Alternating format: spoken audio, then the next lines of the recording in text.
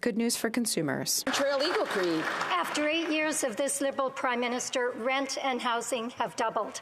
The average rent for a two-bedroom apartment across Canada is over $2,000 per month, compared to $1,100 in 2015. After 8 years of this Liberal Prime Minister, average mortgage rates have doubled and now cost Canadians over $3,000 per month.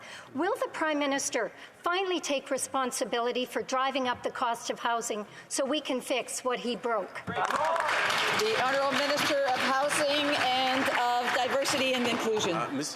Madam Speaker, we've introduced the Canada Housing Benefit to be there for Canadian renters. We've also introduced the top-up payment of $500 that is going towards almost 2 million Canadians to support them with the cost of rent.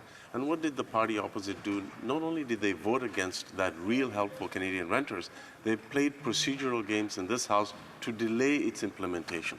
I would urge the honourable member to have a conversation with her caucus members who believe that the federal government should actually do less on affordable housing.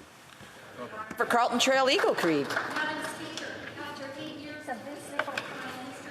Of groceries is also rising in Canada at its fastest rate since 1981. In fact, Canada's food price report for 2023 predicts that families will spend over $1,000 more on food this year. That's another 5 to 7% increase in food prices over last year, the largest increases since it began reporting 12 years ago.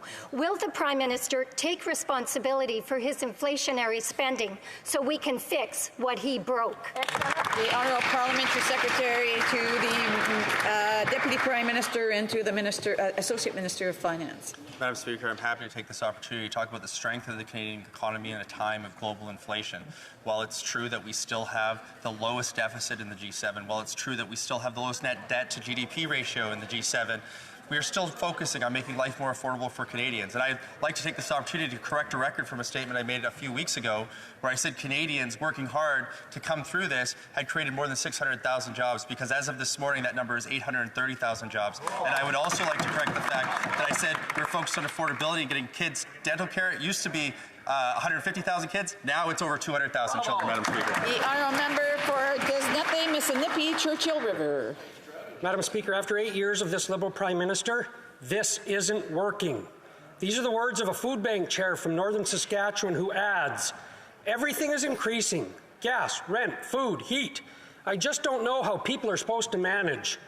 Their monthly food budget is $5,000 and produces half the food hampers it did just 3 years ago. This is less than a one-night stay for the Prime Minister in a hotel.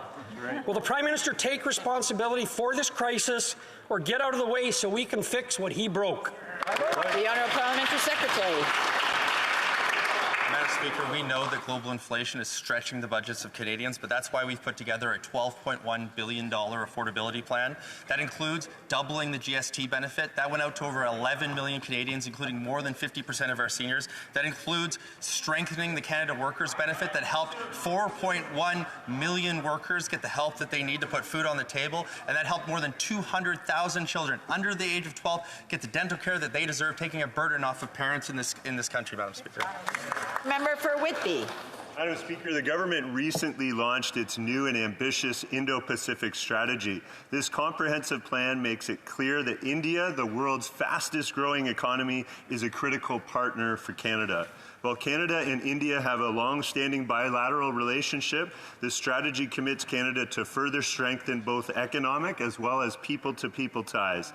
Having just traveled to India, could the Parliamentary Secretary please tell the House about the work done so far to implement this new strategy? The Honourable Parliamentary Secretary. Madam Speaker, I'd like to thank the member for Whitby for his advocacy on a very important question. I had the opportunity to accompany the Minister of Foreign Affairs to the G20 in India last week. This was the Minister's second trip to India since the release of our Indo-Pacific strategy, and we are hitting the ground running. As part of my trip, I had meetings on strengthening cultural and educational ties and met with business groups like the Indo-Canadian Chamber Business Council. Our government will continue to strengthen our position in the Indo-Pacific region to unlock economic opportunities for Canadians and grow our strong people-to-people ties. Thank you, Madam Speaker. The Honourable Member for Edmonton, Griesbach.